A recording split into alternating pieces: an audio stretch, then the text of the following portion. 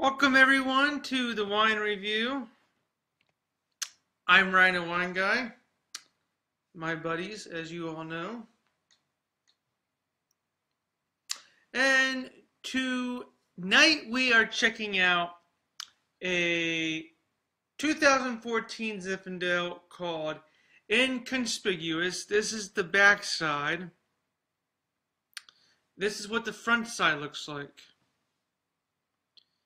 Looks like a head in the ocean or in the mountains or whatever, and there's people climbing up on it. I'm not really sure.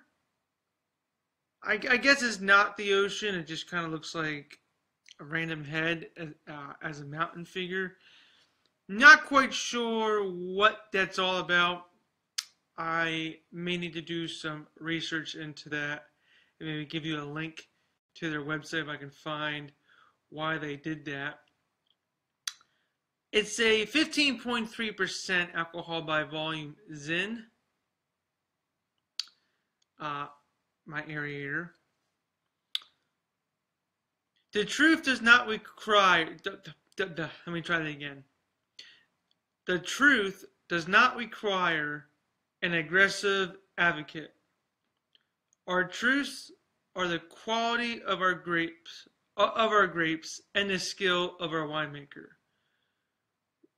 We ferret out the easily missed elements of flavor inherent in grapes of quality, fruit and spice notes that are often overlooked in haste, but given their due in this wine. The result? Delicious wine, but go ahead, judge for yourself. Okay, well, doesn't really say much. Price-wise, you're looking at $15 to $20 in, so fairly good price. Where to buy it? Again, like my last review, unless if you're watching this on like my last review. This is kind of one of those where you might be able to find it at select stores, particular stores that geared towards trying something different wines. As the store that I work at now, we like to have all those mainstream wines, as I mentioned, but we do also like to have these not so much everyday wines you can get anywhere. So I'm not really too sure where you can get it from, other than a place that you might know that will carry wines that are maybe not as popular or mainstream. But like I said, that doesn't make them not good wines. That just makes them more adventurous wines. Very dark in the glass. Almost going to be opaque. I cannot really see through it. So very, very dark. Oh, wow.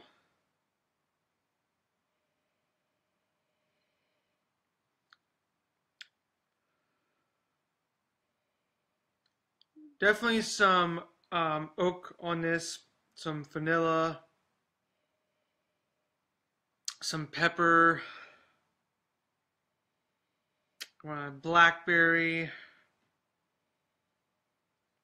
dark cherry, a little bit of plum and even blueberry, so very dark fruits. Definitely getting this tobacco thing going on, kind of like cigar box. Maybe a little bit of cedar.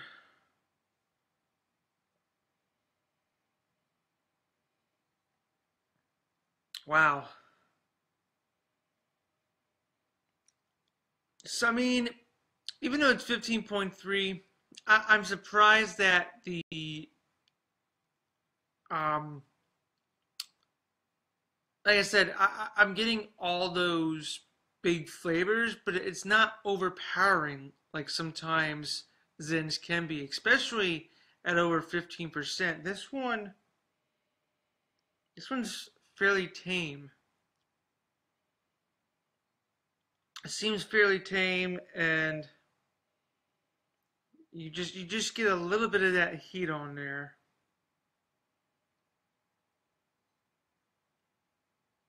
All right, let's try it.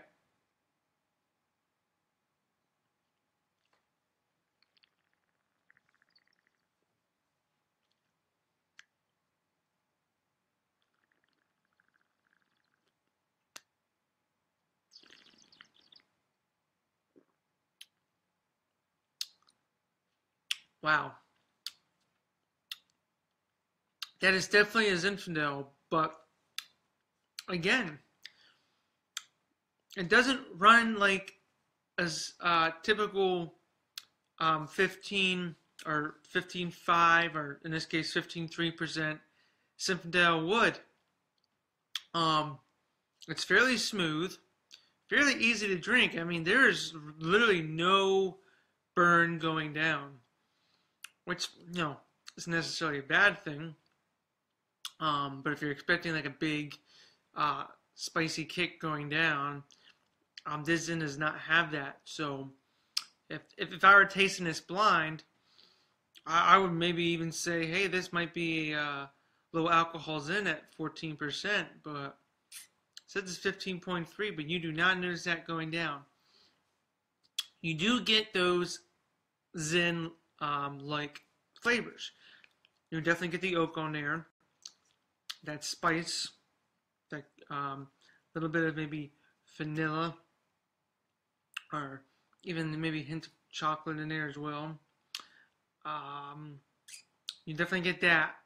So you get that whole oak thing, that whole smokiness, that little cigar box taste, a little bit of cedar in there, blackberries, plums, a little bit of blueberry.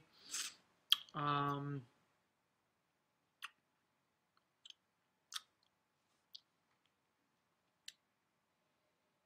but it's all very subtle, and it's all very quick.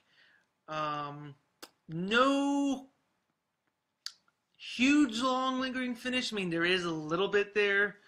Um, Maybe I am sort of in the back, feeling that little bit of burn, um, but nothing like really burn as I would, as I said, expect from a Zen that would have more than 15% alcohol. Um, but it is different. I think the fruits try to really play the key here and really try to stand out. I'm gonna do one more sip, see if there's anything else I can get.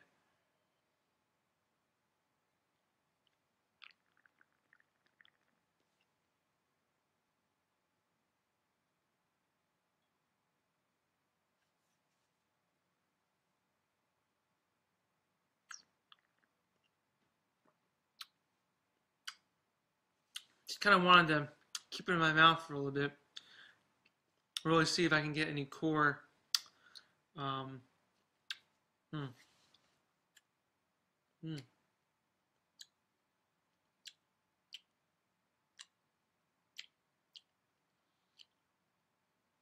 You do get a little bit of jam in there if you just keep it sort of locked in for a bit. You do sort of get a little bit of jam note in there. Nothing too bad. You do sort of get this little bit of grip as you keep it in. So I definitely feel the longer you keep it in the mouth, the more powerful it is. But again, still a very very light. So I mean, the taste is sort of dissipating relatively quickly, but I am sort of getting a little bit of licorice on here, just a hint of licorice, and I want to even say maybe a little bit of clove on here.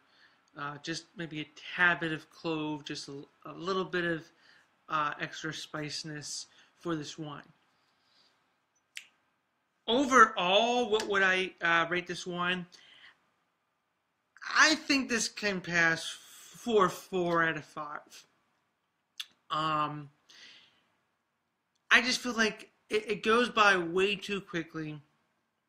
The finish is a little weak on my end. I feel there's really no big saying, "Hey, this is what I am," left in the mouth.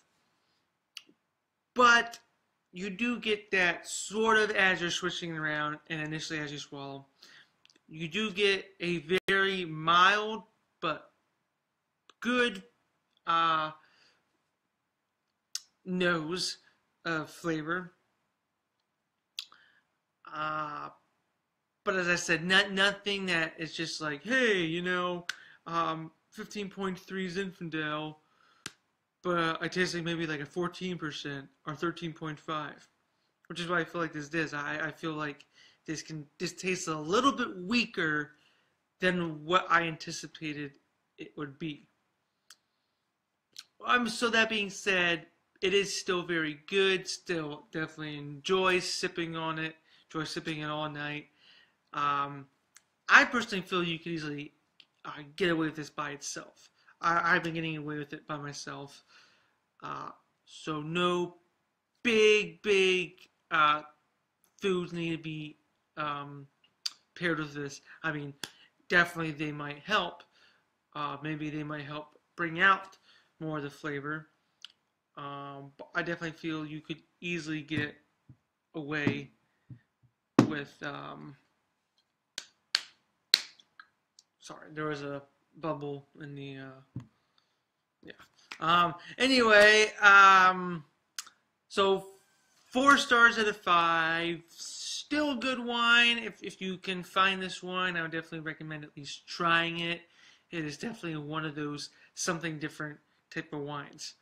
Um, and that's about it for this review. I will probably take the next day or two off, or maybe the next day off, and then come back at you all in a couple days. So, until next time, from the gang and I, cheers.